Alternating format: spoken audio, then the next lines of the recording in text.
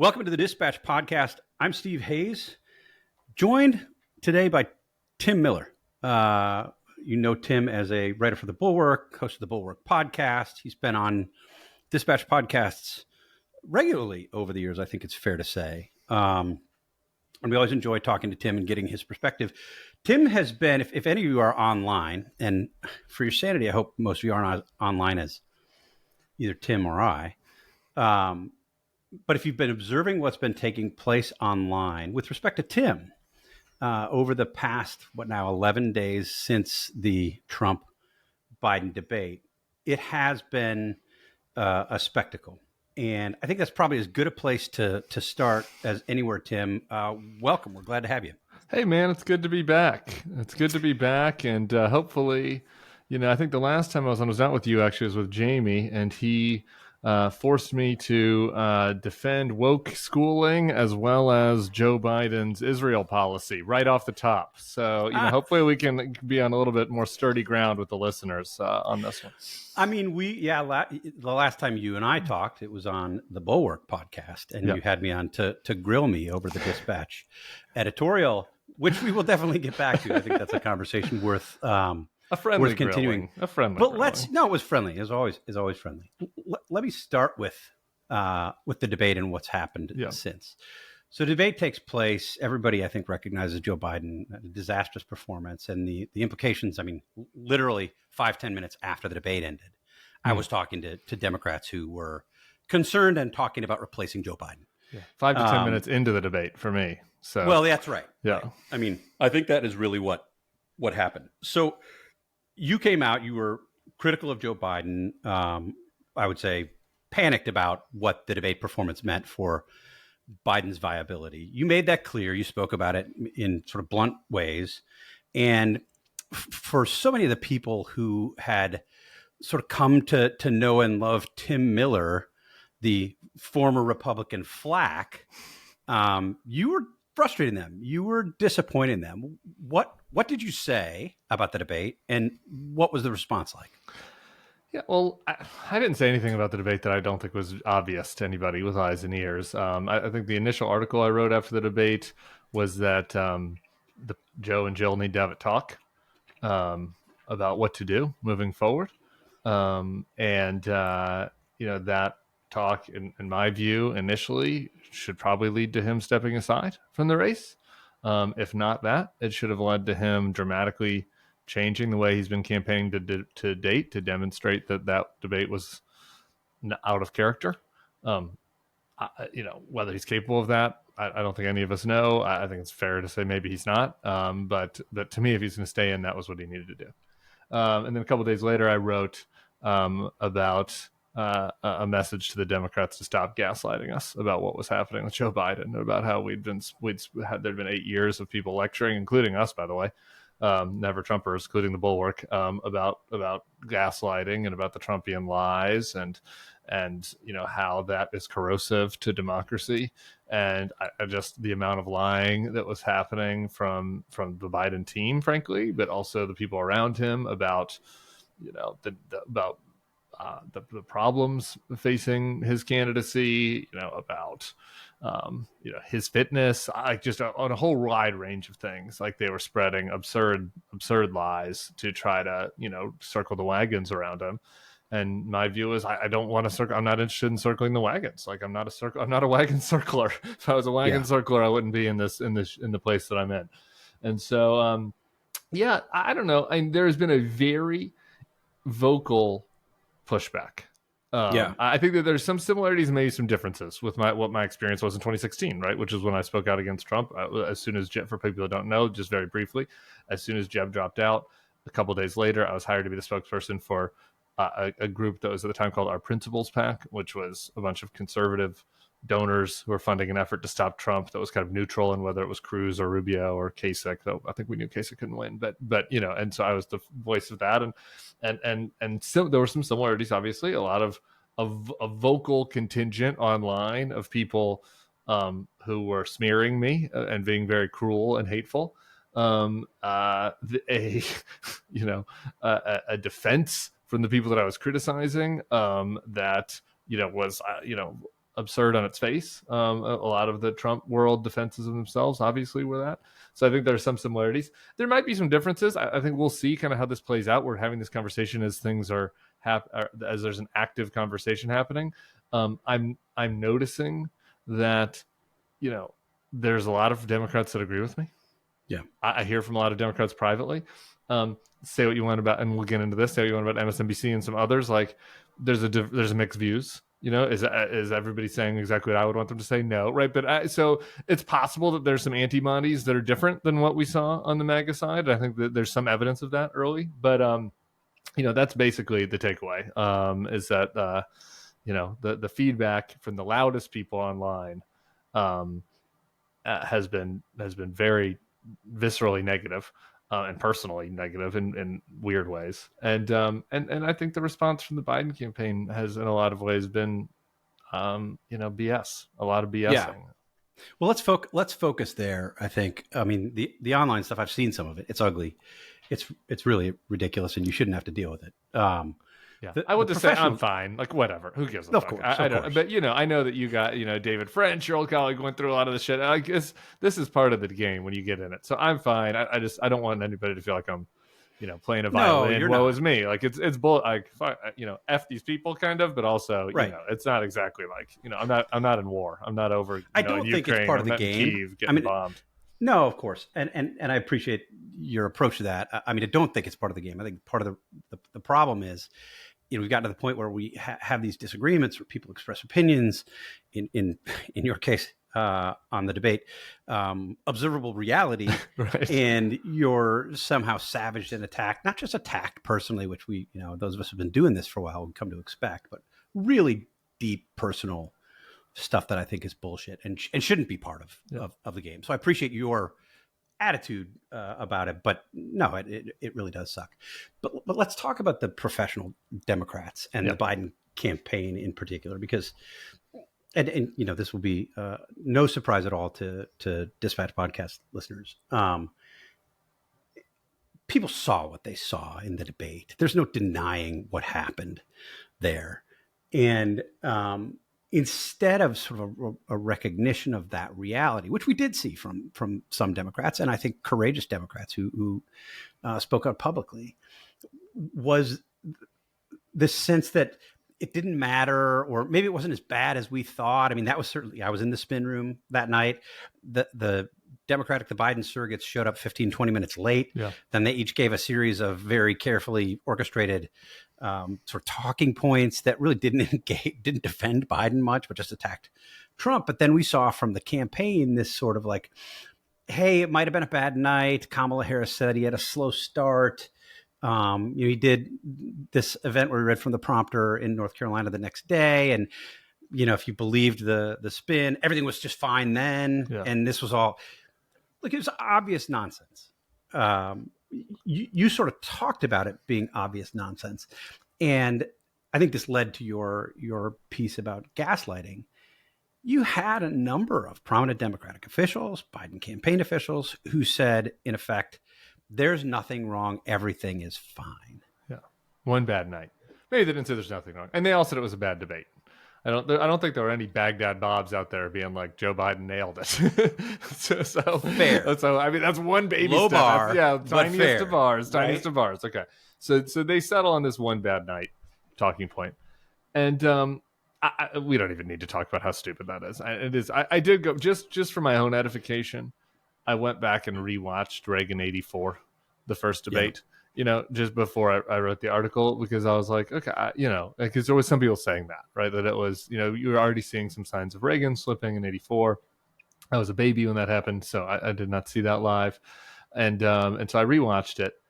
And, Reagan is halting in that debate at times. And you can see that he's not the Reagan, at Point du Hoc, whatever. Right. It's not peak Reagan. But he's also sharp. He's pulling out quotes from Lincoln at various times, and he's giving very nuanced answers in a lot of places. There's just no comparison between that and Biden's debate. The Biden debate was closer to Miss South Carolina talking about the Iraq than it was to Ronald Reagan in 1984. And it was horrific. And we will put that in the show notes. Okay. He couldn't even talk. That's an elder millennial cultural reference. I'm proud that I got it there. Yeah. So anyway, that part was horrible. And so that spin is silly. I like the right thing to do in this situation. If you're going to stick with him is say, is come out and tell everybody that, yeah, like Joe Biden let us down. Joe Biden's saying, I let everybody down. I need to do better. This election is too important. I'm going to do this, that, and the other thing to prove to you and earn this trust back, right? Like that's the thing you say, right. Not finger point, not just obfuscate and finger point. And if you really do believe, as I do, and as the Democrats claim they do, that this is the threat in this election is extremely great, then you have to treat it like as such. You have to treat it seriously. Yeah. And I didn't feel like the spin was treating the disaster even remotely anything even approaching as seriously as it called for. And then we can get into this, but the most recent spin, and the thing that I think is the most insulting and pernicious, because I think it's the thing that's most likely to work, is just this notion that this is an elite phenomenon. This is only these guys, Hayes and Miller, in their New Orleans and Wisconsin podcast studios. Podcasters. Yeah, right? And the bedwetting podcasters, the hand wringers. It's the rich people. I think Biden literally said it. I don't care about what millionaires think this morning on Morning Joe. And like, this is all just so dumb. To a point that it's like not even worth probably for your listeners even stating it. But it is worth just saying clearly that no, the opposite is true. Right, like that there were grassroots concerns. Maybe grassroots is the wrong word. There were regular Americans who were concerned about Joe Biden long before the debate. It was showing up in every poll. It was showing up in every focus group that my colleague Sarah Longwell does with voters, without prompting. And then it was driving every conversation. I'm sure everybody had. It wasn't just ranking Democrats that were texting me 10 minutes into the debate about the debate. It was my buddies from college who don't even like politics, who like had flipped it on, and I'm the person that they text about things. They're like, what the fuck is it, right? So like that whole notion that it's condescending elite white liberals, trying to take this from real Americans and black voters and union voters and working class voters who are sticking with Biden. Like, it's just like, that's just not true. Like, that's just false. No. And it's an incredible, I mean, you wonder where the spin comes from. I mean, Joe Scarborough, who's famously been a Biden shill. I think I can just say that he's been a Biden shill. A few months back said, F you if you don't think this is the best Biden has ever been. And F you if you are raising questions about his cognitive abilities. This is the best Biden ever. And then after the debate, there was a moment where Joe Scarborough on Morning Joe said, hey, this is a disaster. I mean, he sounded a little bit like Tim Miller. Like, this was really bad. This is bad. And this isn't going to work. And then, yesterday, Joe Scarborough is on Twitter saying, Biden is now in this position where he can attack the elites, the media elites, the Democratic elites, and all this. And then Biden went on Scarborough today and attacked the elites. I mean, it very much feels like sort of the Trump, Fox, and Friends moments of days past. Yeah. I mean, as we'll get to in the podcast, there are limits to the comparisons, obviously, of Trump and Biden. But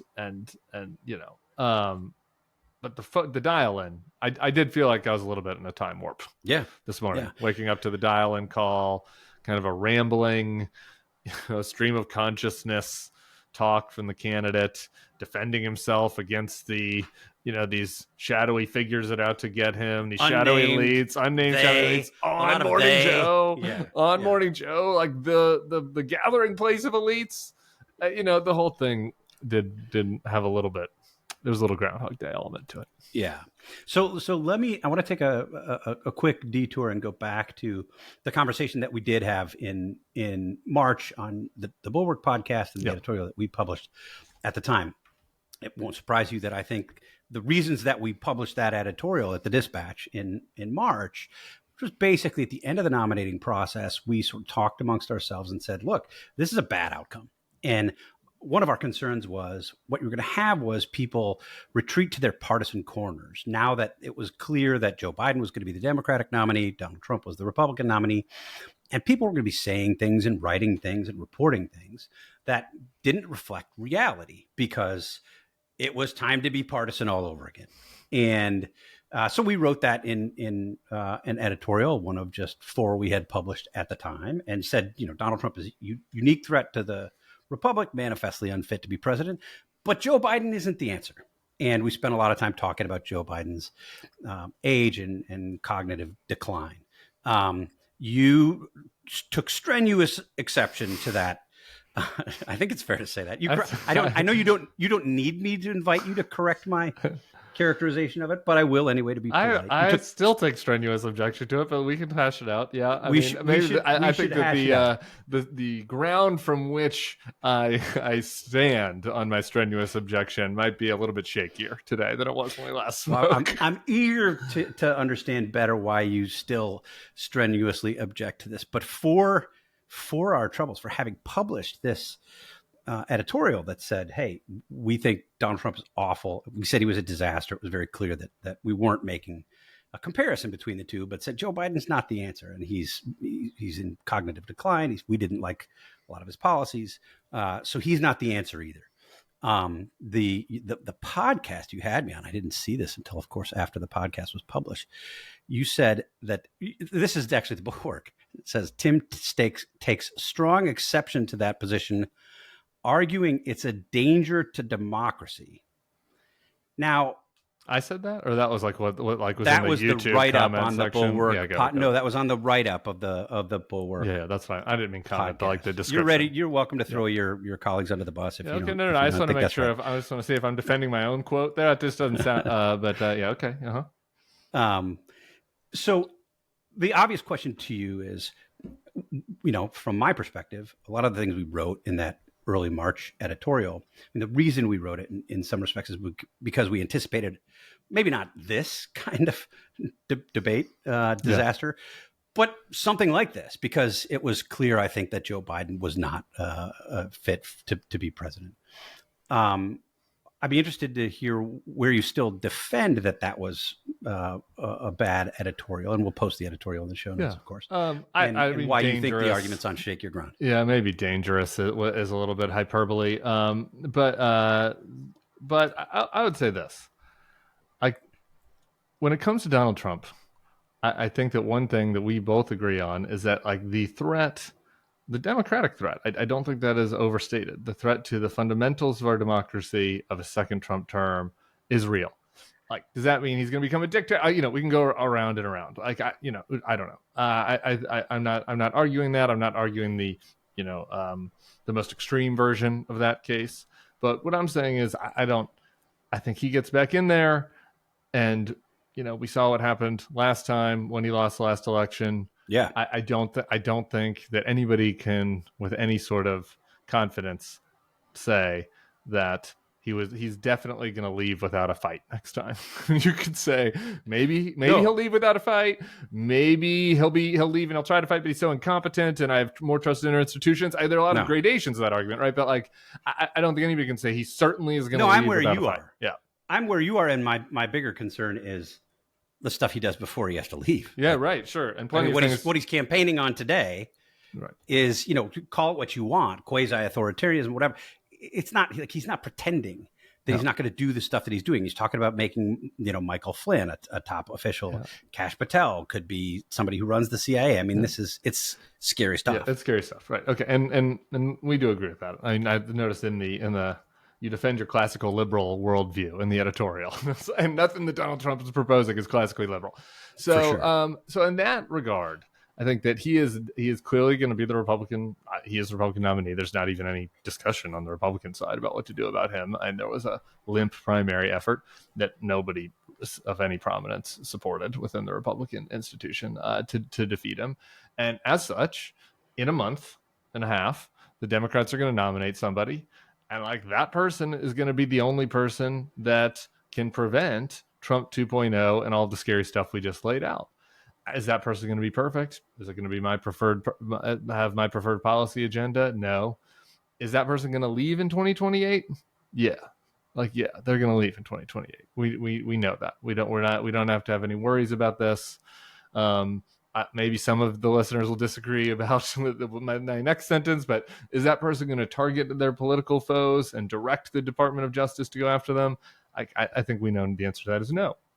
So to me, like the question when it came to Joe Biden and his failings and the issues with Joe Biden as compared to Trump were it was a difference in kind, right? Like you can have problems with both candidates, that's fine, but they were a category difference, the nature, the seriousness of the problems.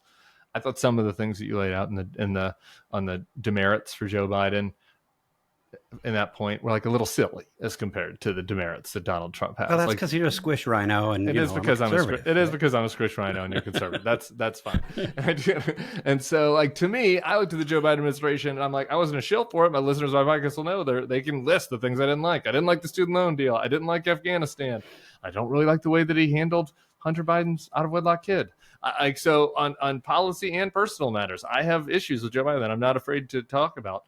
But I thought he was fine. I think he's been fine. And we've gone through a series of presidents where, like, as compared to Donald Trump, as compared to, I've had more agreements with George Bush if we went through a tick list. But when you look at the worst things, the worst choices, I think George Bush had some worse demerits than Joe Biden has. So I think he's been fine. I think the idea of like trying to create an equivalency between those two threats was something that I strenuously disagreed with, and I continue to strenuously. But I don't think we did that. I mean, we don't need to rehash that. I don't think we created maybe not an equivalency, but this order to say let's throw up our hands and say these are both bad, we deserve better. I guess that's true, but then eventually you get to a point where it's like, okay, but then what? And my strong message to the people of Wisconsin, at least, if you want to throw up your hands and you live in Virginia, maybe not Virginia. Virginia might be a swing state now. If you live in Massachusetts and you want to throw up your hands and write in Steve Hayes, good on you. If you live in Wisconsin, my strong suggestion is that there's a clear preferable option. So that is where I strenuously object. Now we get to the issue with Biden in the debate. And I think that there's some weaknesses there, particularly on the democracy question. One thing that really frustrates me about my new allies on the quote unquote pro democracy side is this notion that like the argument is, okay, let's just circle the wagons around Joe Biden. He'll get back in there and he'll have good people around him. He'll have better people around him than Trump. I agree with that sentence, but that's not really a pro-democracy sentence. Like that we're going to put somebody in and have a bunch of unelected bureaucrats around them that'll really be running the show and they'll be fine. And so if that's the choice that I'm presented with, a clearly diminished candidate, who is clearly not going to be able to effectively do the job at age 86, surrounded by smart and competent people that I'm not going to agree with on every policy, but like that generally are center left and pro and classic and pro, whatever basic American norms, then I'll vote for that. But I don't want to. We shouldn't be on our high horse about it, wagging fingers about democracy while doing it. Like to me, that's still clearly preferable to Trump. But it's a shakier case. That's and your point right now, if I understand it correctly, is, hey, we're in this moment where where that's not the choice. That's not the choice. There's actually something to do. Right. So make the case. I mean, that. Am I correct in understanding? Yes. That's the choice point now. Yes. Joe Biden has not been officially nominated. So of course he would have to choose it. There's a counter pro-democracy argument that's like, well, Democratic voters chose him, and so taking it from, and that's not like I'm not really arguing for taking it from him. I'm arguing that I think that if Joe Biden cares about this country and thinks that the threat of Trump is as great as he has said it is, and if he's not capable of making a coherent case against Donald Trump, then he should do what he initially said he was going to do and be a transitional president that patches the torch to somebody else. And we can have a democratic small d system where, you go to the delegates at the convention, and it's how presidents were picked in this country for a long time. It's going to be a change for the modern era. It's not the most democratic way to pick a candidate, but it's not, it's not shadowy back rooms either. And there is a chance to do that right now. And that to me clearly seems like the best solution for the Democratic Party, for our democracy, for our country, across every variable except for Joe Biden's personal interest. And that is, again, with the caveat that assuming he can't do it, like, okay, like if he was capable, I would feel differently. But there just hasn't been a ton of evidence of that presented in the 11 days since the debate. Yeah, I mean, I think you're being polite there. Look, if he's at 11 days, we know how you mop up after a disastrous performance like the one that he had, and you make him available everywhere all the time, and you change the story. And they haven't done that at all. I mean, he's made a few phone calls, and he's done scripted performances, and he did a call in to Joe Scarborough, who had given him the talking points that Biden used on the call, and they provided questions to radio hosts to ask Biden the questions that the campaign wanted. I mean, it's a joke. And even in the face of all that, I would add on top of that, he still doesn't have a message. Like, there's no message. That's the other thing with some of my more Democratic, like the people that are mad at me online, or even some of the more good faith people have sent me a message. It's like, okay, well, like, what do you want? Like, what's it going to take for you to get on board? And I'm like, okay, well, for starters, in addition to demonstrating that he could do it, I also don't think it's too much to ask that he has a message about why he should be president for 4 more years and not Donald Trump. He doesn't have one. He didn't present one at the debate. He didn't present one with George Stephanopoulos, and he didn't present one this morning with Morning Joe. He's a pretty compelling case for why he should still be the nominee. He presents quite a forceful argument against the pundits that he doesn't like, but the argument against Trump has been, I think, lacking. Yeah, and to the extent I want to get into the politics of this a little bit later. I want to take a detour here into the media stuff, but to the extent that he does present that case, it's a case that, as our Nick Catogio wrote tonight, is reminiscent of Trump. It's the I alone can do it case. I mean, he did basically say that to Stephanopoulos. Like, who else is going to get NATO together? Who else can do this? Who else can do that? And that is like stupefying selfishness and self-indulgence. And I will just say that honestly doesn't surprise me, but I know does surprise a lot of people who are more pro-Biden than I was. Yeah. Can I be in the middle on that? I guess I'm somewhat surprised. A politician's going to be a politician. I don't know. I've been disappointed with the way that Biden has reacted to it. And not just that he hasn't like done what Tim Miller said and got out of the race, but just, again, the way that he's talked about the debate and what happened and his obligation and the focus on himself rather than this really isn't about Joe Biden, right? And like running for president is never really about you. It's like it's about the country, and I'd like more focus on that. And if you have this huge responsibility and you let everybody down, then it's like you got to earn their trust back. It's about them. It's not about you. Well, that's the problem with his argument, right? I mean, he spent 5 years telling us it was about the country and it was about preventing this existential threat to take the White House again. And then you find out, actually, you just think it's about you. It's not really at all about the country. And I think that has to leave people crestfallen. Yeah, it does. And there's an uglier element to it a little bit, too, in the Kamala side of things. And like that's the thing that's been the most frustrating for me. Among the names I've been called is like, I'm racist, I'm not listening to black voters. And I'm over here going, I'm the one that thinks Kamala would be a stronger bet. I don't know that maybe Kamala would be the best bet, but I don't know. I think that Kamala can at least deliver a compelling message. I think the idea of having a prosecutor versus a felon would be a much clearer contrast than we have right now. The idea of, I'm sure this will chap some of the pro-life listeners, hardliners view, but like the idea of having a woman fighting for individual freedoms versus an old white man trying to take them away, that's a good contrast, just talking about this politically speaking. So could she win? I don't know. I mean, their challenges are everywhere, but to me, I think it's very obvious that Biden himself and the people around him don't trust her. Maybe there's a good reason for that. I don't know Kamala personally, so I guess that maybe there's a reason for that, but that's not just identity politics. But that is another kind of element about all this. It's like leaning on working. Regular Americans want me, and it's like, okay, well, I don't know. I mean, there are a lot of. I think that there are a lot of potential Democratic nominees and a lot of potential Republican nominees that we didn't get, Nikki Haley, et cetera, who could have kept the NATO alliance together. I mean, I give Joe Biden a lot of props for doing it, and because there's sure as shit his opponent wouldn't do it, and so there are certainly other politicians that wouldn't have done it and wouldn't have been as stalwart with Zelensky. But the idea that it's just him is pretty silly. It's preposterous. Yeah. So let's take this detour if we can.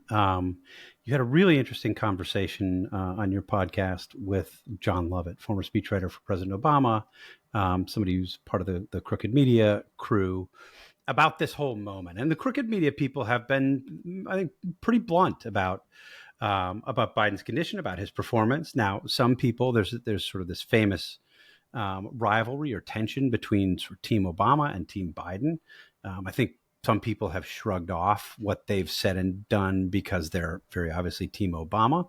I know Team Biden people have said that privately, sort of ignore these guys. They're for the Obama. I think they've said it publicly about Axelrod. I don't know if they said it publicly about that. That's probably right. But I think that's who there was a statement that the campaign put out about bedwetting podcasters or self-important podcasters. Yeah. That was pretty clear that that's who they were talking about. Maybe they were talking about you. I'll let the pod guys have it. We'll never know. We'll ask, we'll ask Rob Flaherty at a later date who he had in mind. So you had John Lovett on, and you had a conversation about all of this, and there were a lot of interesting parts of the conversation. One part, 10, 15 minutes in, where you talked about the truth, and you talked about being a team player and the obligation to tell the truth. So why not just do that now? Why not just pod save happy talk? Yeah. Grampy's doing great. He landed that one good line about the handicap, about Trump's handicap, and now he can't carry a bag. That was pretty good. This is always the challenge in the run-up to an election, talking about a candidate you want to win but have concerns about, right? When are you supposed to be just a team player who parrots what they're saying? And when do you talk openly about your concerns? I think one of the lessons of Trump winning in 2016 is that for fear of hurting the campaign we wanted to win, we weren't honest about our anxieties, and we were too sanguine about the fact that the Clinton campaign would pull it out. In this case, I think that that debate performance was shocking enough to make us all say, despite the fact that obviously it would be better for Biden if Biden is the candidate, for us to all be saying it was an anomaly, it wasn't that bad, it's about the policies, not the messenger, it's about the stakes, not the odds, whatever. Obviously I think that would be better. But there are moments where you say, hold on a second, we should be honest about what we saw, because it might be the case that it is worth in this moment to make a change. And the only way we will come to a point where Joe Biden decides to make that change is if people right now are being honest about how they react to the debate and their concerns about the implications for the electorate of what we saw.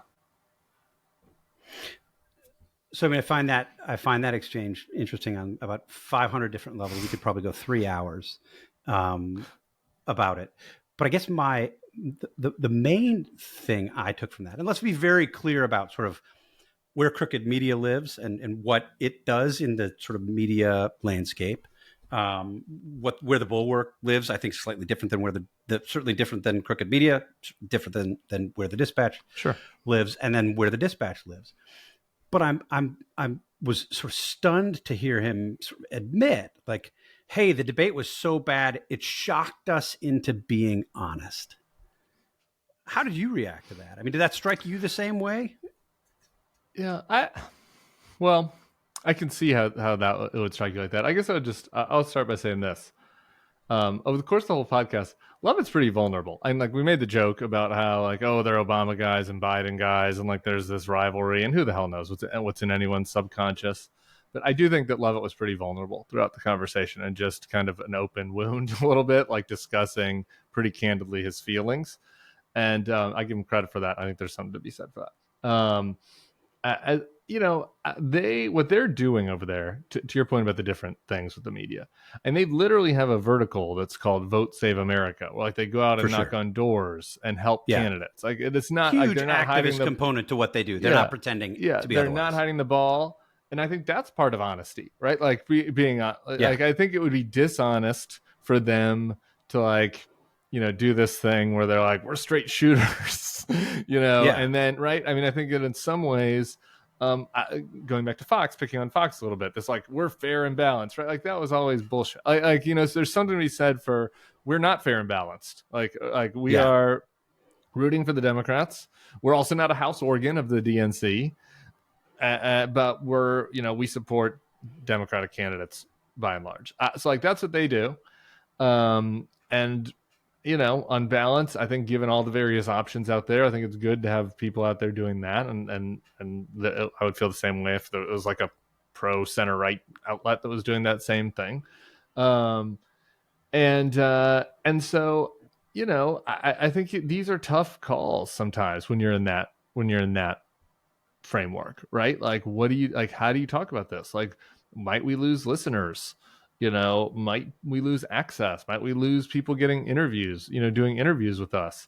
And I'm sure it's something that you thought about. Obviously, you ended up doing the Clear-Eyed thing, but like the Fox Pundit people thought about that. I'm going through it right now with MS. I'm like, so they keep booking me, which is great. But, who knows? Like what that might that change sometime? I don't know. I don't think so. I'm not trying to imply anything about MSNBC, but I just say like all those thoughts go through your head when you're an opinion. You're not like we're in journalism, quote unquote journalism, but like this is opinion journalism. You're giving your opinion, right? Like that's what this is. And when there are ramifications of that are political ramifications, I think clearly. But is it honest if you're not giving your opinion, right? Like if he has these opinions, yeah, and he's withholding them so that his team wins, yeah. Like I don't know. I mean, it seems to me that is, and again. That's not helpful. They're different. I guess I'm upfront that you guys are different, but like, that strikes me as hugely problematic when you look at the crisis of trust in journalism and media in general today, in information purveyors. Yeah, like I don't know. I would hear that and be like, oh man, I wonder if he's withholding information. I mean, I'm not here to do PR for this guys. I mean, we've had our ups and downs. Does anybody know? No, we'll get to you doing PR for you. But I would just say, I'll say this though. They criticize the Obama administration a lot on Israel Gaza on the opposite side of what your outlet and our outlet has done, right? So it's not just this instance. I think it's a lot grayer than you lay out. I would say it like this: like during the Haley Trump primary, like like if you were like if you're judging, like, are we going to hit Haley on this? Like she says something, it's like a little gray. It's like not that great, or it's like somebody pitches you a Haley Oppo thing and it's some cheap thing from when she's in South Carolina. It's like, are you going to run it? I don't know. Like maybe not, right? Like is that a lie by omission? I don't know, right? Like I guess my point is, I think is as long as when I try to do at the podcast, I just said this on today's podcast, by the way, is that my whole goal is I am not saying anything to you that I'm not saying on my text chain. I think that is a good goal to have, right? And I think that as long as I'm doing that, I'm going to feel good that I'm within my integrity. That doesn't necessarily mean I'm saying every single thing that crosses my mind, right? You know what I mean? And so it's like... But are those editorial... I guess the question I have is, are those editorial judgments or are those political judgments? Right. And which one matters more? And I guess what I'm saying in a world of opinion journalism, sometimes there's an overlap. I just think pretending like there's not an overlap, like deciding what to write about, deciding what to cover is a judgment, right? Like, again, if there are things that, the Biden administration did, or the Biden campaign was doing, that I was like, oh man, I don't know. I don't really agree with that one. Like, am I going to talk about it? Maybe I will. Like, I'm not saying that I definitely wouldn't, but it might be a lower priority than if Trump said something that I didn't like, right? And so I just am trying to be honest about that. Like, we're all trying to make judgments, and I think that as long as your listeners or readers know where you're coming from, I think that's better than kind of gaslighting people or lying to people or trying to pull the wool over people's eyes or trying to whatever. So anyway, I hear what you're saying. I think that it's a correct, just one more sentence. I do think it's a correct criticism of those guys, and maybe me. I wouldn't say us at the Bulwark, because Bill Kristol's been fucking banging this drum relentlessly since November 2022. But maybe me personally, it's a fair criticism to say, like, did I talk about Biden's age concerns as much as I thought about them?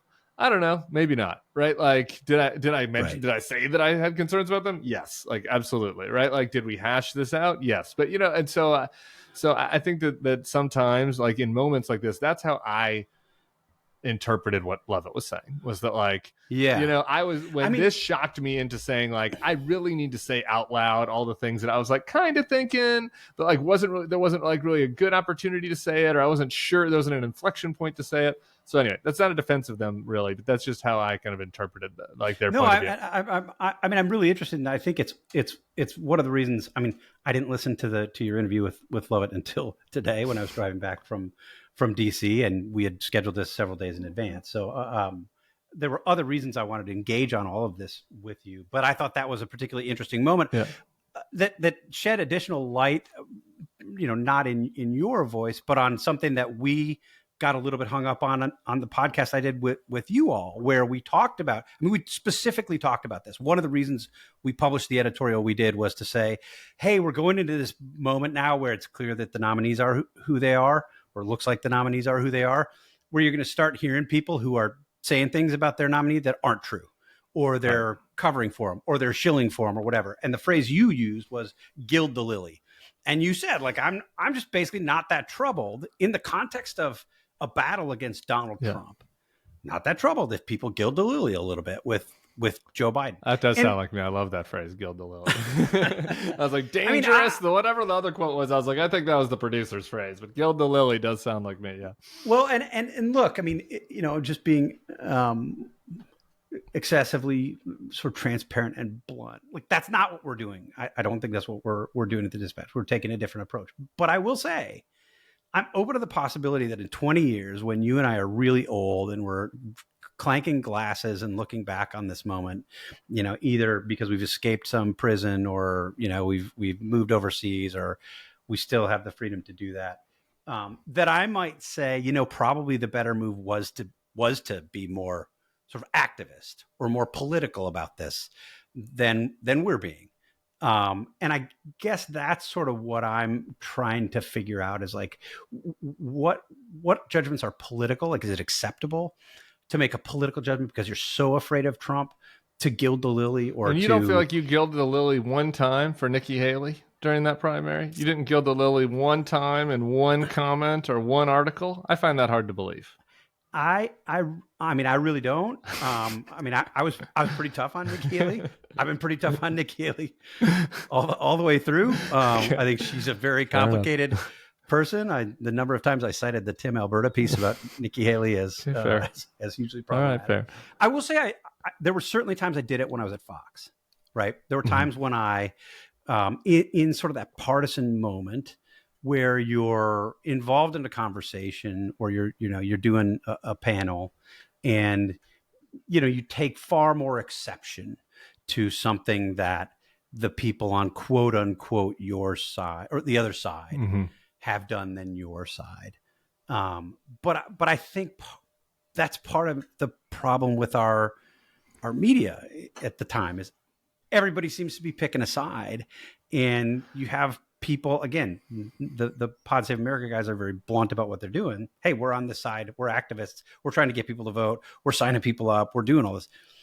But, like, does that make people trust media less? Yeah. If you're a regular consumer of the Pod Save America stuff, do you stop and say, like, man, I don't trust them anymore? They've told me that they're not going to always level with me. Yeah. I don't know. I guess I just speak to myself for this one. And I do hope that I think people, like, I'm like a vein. I don't know how you can not, like, think I'm not telling you what I think. I'm very emotional. I'm a roller coaster. And so I tell people what I really think. And so I think that there's difference between being honest about your perspective and picking sides, right? And I do think sometimes it's hard to find out where that line is, but I think about it a lot. That's why I'm asking you. Yeah. That's why I'm asking you, because you're not doing it right now, right? Like, there came a point where you were just like, hey, enough. Like, I'm not doing this. Yeah. This is crazy. Let me ask you, let me phrase it this way. When you got to that point for you, did you get to that point with Biden because you thought, like, I cannot morally make an argument about this guy being fit and competent and, the things that you'd like to say? Or was it, holy shit, this guy's going to lose. I need to reflect that reality and make that argument? Yeah. Kind of neither. I really felt like I just have to be fully honest about what I think, about what I think about things. And he was just so bad, and I feel like I'd lose all credibility. And I didn't fucking take off one jersey to and no, you put said on another one. Yeah, I did it. And so some people, there are people that will say, well, this is why this stuff gets all a little murky. But I wrote in the book, I had a whole section on team players and how corrupting it is to be a team player. And I was like, I'm not going to do that. That said, at the end of the day, somebody wins and somebody loses in politics, right? And if I think if I want to be true to my stated opinions and my real beliefs about the threat of Donald Trump, well then, like, sure, I have a side in whether Donald Trump wins or loses, right? I want Donald Trump to lose. I don't think that anybody that possibly listens to me could think that that could be confused about that. To me, and frankly, I think that in just, again, my role in opinion journalism, which is different than like being a reporter, is like, I actually think I have more credibility by saying, you know what? I think that Joe Biden fucked up the Afghanistan withdrawal. I think that the student loan decision was an imperial presidency and the types of shit that I hate. And I think that he's a little bit too old, which is this is what I was saying before the debate, right? I say all that, and I judge clearly that he's still better than Donald Trump, right?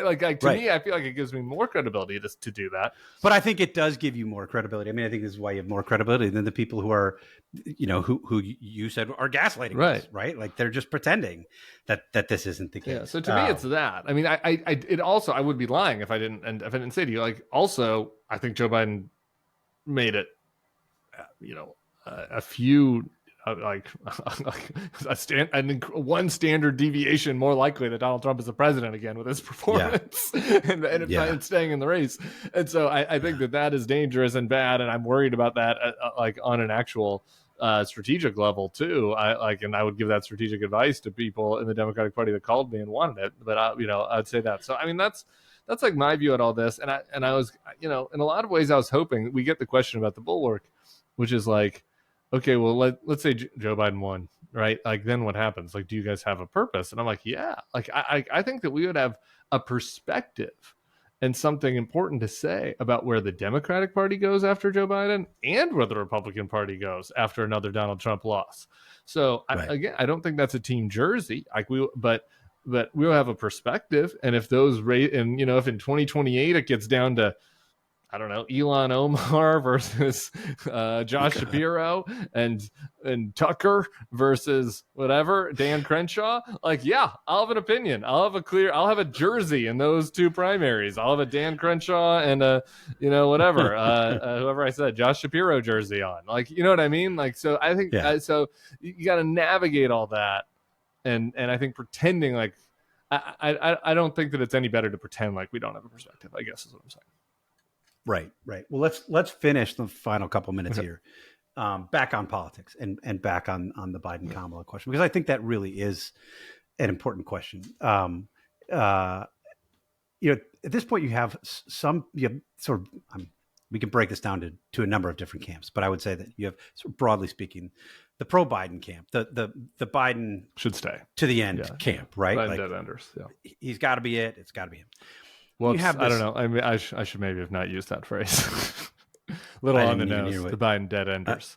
A little on the nose. Probably not. But you have the Biden till the end folks, and then you have the people who are, I'd say either open to it not being Joe Biden, to some major disruption, and the people who are very strongly feel that sort of it shouldn't be Joe Biden. And in that second group, the sort of open to alternatives from Biden, there's sort of subcategories of people who are just pro Kamala and people who are anti Kamala. And I'm interested in pushing on the Kamala question. It seems to me, I'll just float this and you can react to it or tell me if you think I'm crazy.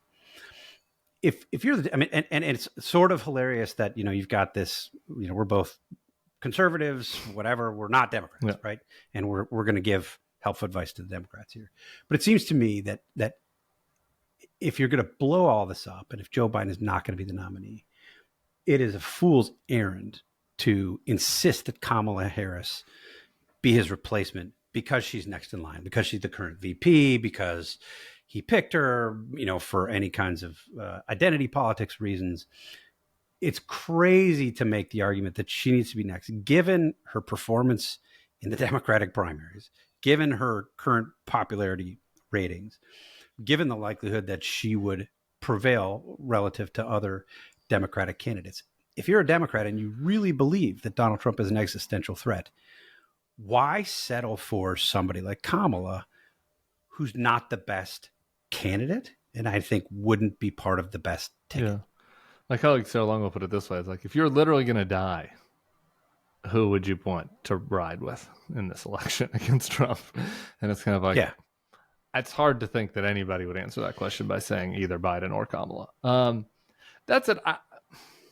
I'm open to the position that by opening it up at a convention because of the identity politics stuff, which I think is kind of silly, it potentially becomes such a cluster, right? That like a clean handoff is preferable to that, even if the candidate that came out of an open convention was preferable to Kamala, just because of hurt feelings and all this. I don't really agree with that argument per se. To be honest, I think that Kamala would benefit from an open process. I think it'd be a lot of pressure to get this handoff right now, and I think we've seen a strong, just again grading just like as a figure skating judge. We saw a much stronger Kamala back when the pressure was a little lower, right? And I think that there's been a little bit of she has a little bit of the yips, I think, in her interviews sometimes, and so dumping this huge pressure on her, like maybe having an open process where there's some forums and you can kind of get your sea legs a little bit. I don't know. Like to me, I think it probably ends up being her anyway, not certainly in an open process, and that would potentially help make her stronger. So I don't know. I think that to me, as I said at the beginning, she's not the ideal nominee, I don't think, just based purely on political performance. Who knows if she would have won an open primary or not? I think she probably would have been the favorite in an open primary, though. But I'm not quite as bearish on her as like the most bearish that like think that think she's a total lightweight or whatever. I have. How do you get around if you're advising her? I don't she feel that calls way. you in. Biden goes away. Kamala's among the people, among the contenders, and she calls you in and says, "Tim, how do I handle the arguments that I was a big part of the problem, that I covered this up along with the Biden White House, with the Biden campaign, get lunch with him every week. I saw him up close more than many other people did. It's now clear, not just given the leaks, I think given sort of the way that we've looked back on his earlier performances, that he wasn't with it." Yeah, there? I think that the cover-up argument only really has legs if there's a real cover-up, like he has Parkinson's or something. I don't like this idea that he's been on a slow decline and people weren't fully candid. Obviously, I think the Trump campaign and people, in conservative media will use that line of attack on her. To me, I don't know that lands, and I think that probably their preferred attack is going to be DEI president, and I think that will kind of overshadow the cover-up attacks a little bit. So I don't know. If I'm her, look, I would go and give the same. With one addition, I would give the same advice I would give to Joe Biden if he called me, which is go rip the cover off the ball. Like, go be a prosecutor. Like, Donald Trump has so many flaws, so many vulnerabilities. Focus on them. Go out there and make a strong case about the threats and remind people what they don't like about Donald Trump. And in addition to that, with Kamala, I'd say go out there and demonstrate that you have the chops for this. Do a couple go sit down with Margaret Brennan and talk about foreign policy. I've listened. I'll just say this: I've listened to Kamala talk about foreign policy, and I do not. I think that she's taken that part of the job very seriously, and I don't think that it would be as whatever the word is, progressive liberal, or as people think. Like I think that she's been, the team that is around her is like decently, at least liberal internationalist. Maybe they're not in Steve Hayes mode, but like I've grading on a curve. You're grading on a curve, man. I think you'd be surprised. That's all I'm saying on the foreign policy stuff. I think you'd be surprised. That's all. I'm sure I'm grading on a curve. I mean, the alternative is somebody that literally wants to give Ukraine to Russia, right? And his favorite foreign leaders are the worst, of the four worst foreign leaders, right? And so and like doesn't want to do anything. So I'm grading on a curve, but I think she would be graded on a curve. I would add that. Again, you asked me, I'm back in political advice mode. I think she'd be graded on the curve. I think that if she went out there and demonstrated the minimum amount of chops and created a minimum amount of excitement, I think they'd be in a better place than they are right now. Better place than they are right now, but not in the best place. If you were picking, if it were up to you and you could pick the Democratic ticket, who do you pick? I just think it's very, I just think it'd be very tempting on Blue and on Twitter, a clip of me saying this is already out there, so they can reclip it and call me a sexist again or whatever. I think it'd be very tempting to say there is a governor of Pennsylvania that just won by double digits.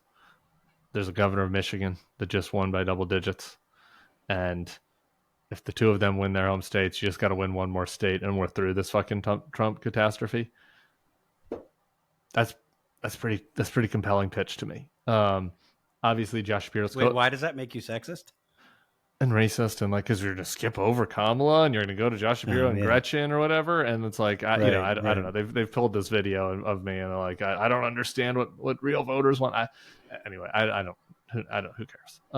My point is, Josh Shapiro's politics are closer to mine than Gretchen's, right? So if Tim's waving a magic wand, I'd make Jared Polis the president. But if I'm waving a realistic magic wand, I'd have Shapiro be the top of the ticket. I don't think that's a realistic ask, So I think that of the realistic options, like a Whitmer Shapiro ticket, I think they're a favorite. I think they're the favorite. And they're not certainly going to beat Trump, right? We saw with Ron DeSantis that sometimes things look good on paper that don't turn out, and who the hell knows what happens. Josh Shapiro being Jewish could create some problems potentially, right? Any path is fraught with risk. But to me, I just look at the board and it's man, all you got to do is win Michigan, Pennsylvania, and then either Arizona and Wisconsin, and you're through this thing. And if you're going to go through the trouble of opening everything up, that's got to be a pretty appealing. I think it could be a blowout. I think it would be a blowout. I don't even think, honestly, at that point, if you had some ticket like that, that we would necessarily be counting the same three states. We would be looking at the same. Yeah, you think it's a 300 part? I think they'd have that advantage. Yeah, look, if people have been pretty consistent in polling for the past 2 years about the presidential selection, it's that they don't want Trump and they don't want Biden. Right. Broadly speaking, the country doesn't like this matchup, right? There was this NBC poll, I've cited it on here a bunch of times, April, I think, of 2023, maybe. It was 95% of the country said, look, we don't want this matchup. Now, you're going to have some people who lapse it back into sort of their regular partisan living space, and, you have people who make allowances. But, I think if it's not Trump or it's not Biden, the likelihood that somebody who's not Trump or not Biden does pretty well. The other person would win. Is pretty high.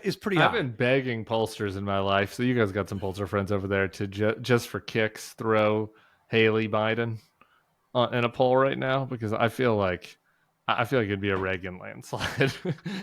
I think that's true. I'm not sure if that's true in reverse quite, because I think that the Republican, the MAGA base is stronger with Trump than Biden's base is at the moment, but yeah, I agree. Probably if you had two fresh-faced people in their 50s and they didn't do anything stupid, they probably would win pretty handily. Yeah, this is really the last point, but I got into a conversation with somebody today about the conversations that people were having around no labels, sort of pre-New Year and then post-New Year, and it wasn't going to work, and it would be a spoiler ticket, but you stop now and you think if Biden doesn't leave, I still think he's gonna have to quit the race. But if he doesn't leave, and you end up having a race between somebody who's done what Trump's done and somebody who's in the condition that Biden is in, and you had a viable, semi-serious, no labels ticket, given everything, it'd be a lot more interesting than people thought back in the day. In part because people I don't know. This is where we maybe part ways. I just, maybe I'm going to be let down again and again by my new tenuous friends on the Democratic side, but those antibodies that I mentioned at the beginning, there is a big contingency in the Democratic Party of rational people. It's maybe not a majority of the party, but it's a significant minority that just want somebody that is going to govern the country well, somewhere in the broad middle. And those are the people that were bouncing around from Pete to Amy to Biden in the primaries last time, and that have supported. And so those people, I think, would go to the third party ticket, right? That you're talking about. And then I think that there's some independents, and then I think that there's some percentage Haley voters. Trump has a stranglehold on the Republican voters, and so I just don't know if you can't crack. He has a stranglehold on the base. He has a stranglehold on 30%. No, It's not. No, That's crazy. 2/3 of the Republican Party was either for somebody other than Trump or willing to consider somebody other than Which Trump. time? It was true in Iowa polling. This last time? True in national polling. I mean, Yeah. he tried a coup and he didn't. He only lost Vermont. I mean, come on, Steve. Like, it's just like, this is like, if you just look at the numbers. Again, I don't mean a stranglehold. Like, they would never leave him there in a cult. Like, maybe 30% are in the cult, but like 80% of the Republicans, at least, I think, are vote in a 3-way race, are voting for Trump, unless the third party person is like unbelievably charismatic or is able to carve off some cultural conservatives in various ways. But like anybody that people are throwing around there, any of these like fiscally conservative and socially moderate like dream candidates, like none of the fucking Republicans are voting for that person. Like 10% maybe are voting for that person. And so if you can't crack, if you can't get into like a quarter or a third of both parties, you're not viable. And I don't anyway. That's why I still just don't think it was possible for that reason. I'm not suggesting a no labels candidate would be president in January of 2025. Yeah. I think it would have been, if you have Biden the way that people think of Biden today against Trump the way that people think of Trump today, the no labels candidate would have been a lot more disruptive. A no labels ticket would have been a lot more disruptive. Trump, Steve. I'm sorry to be the turn in your punch bowl. People like him now. For sure think that people like Trump. I don't think it's as many as you think it is. I think there's a core base that loves him and would do anything. There's a bigger group of Republicans that are just acting like partisan Republicans, and then there's a quarter of the Republican Party that doesn't like quarter. Yeah. No, they'll vote for him even if they. Some of them will vote for him even if they don't like him. But I wish, for sure, I wish your lips to God's ears, Steve. There's you polling always to back are me up. a little more hopeful than me on this there's stuff. There's polling to back me up. I'm always sanguine. Well, with that, Tim, we're gonna end it. Thank you for coming on for as long as you have. This was longer than I promised you at the outset, but I appreciate you letting me subject you to a friendly grilling, just as you subjected me to a friendly grilling, Lori. And I suspect that this won't be the last time. Steve, my time is yours. Like I'm always willing to hash this out. I wish that we were living in less interesting times, so we didn't have so much to talk about, because we could have done a couple more hours probably. Yeah, no, I took our dispatch interns to lunch today, and we talked about all of this and sort of concerns for the fate of the Republic. But if you can look at it in purely journalistic terms, like, is there ever a better time to be a journalist than to cover this? I mean, we are literally in the West Wing. For years, everybody's like, stop with your West Wing fantasy politics. Like, this is literally a Veep/West Wing plot. Like, we are living it. We are not arguing about whether people are paying NATO enough. Important topic. Happy to talk about that. But it's fucking crazy where we're living. So I'm happy. Well, to and I would with just you. To be clear, I would gladly trade more confidence in the future of the Republic for less interesting times. But it's nothing if not interesting, and we appreciate you coming on and sharing your thoughts with us. Thanks, brother. We'll see you soon.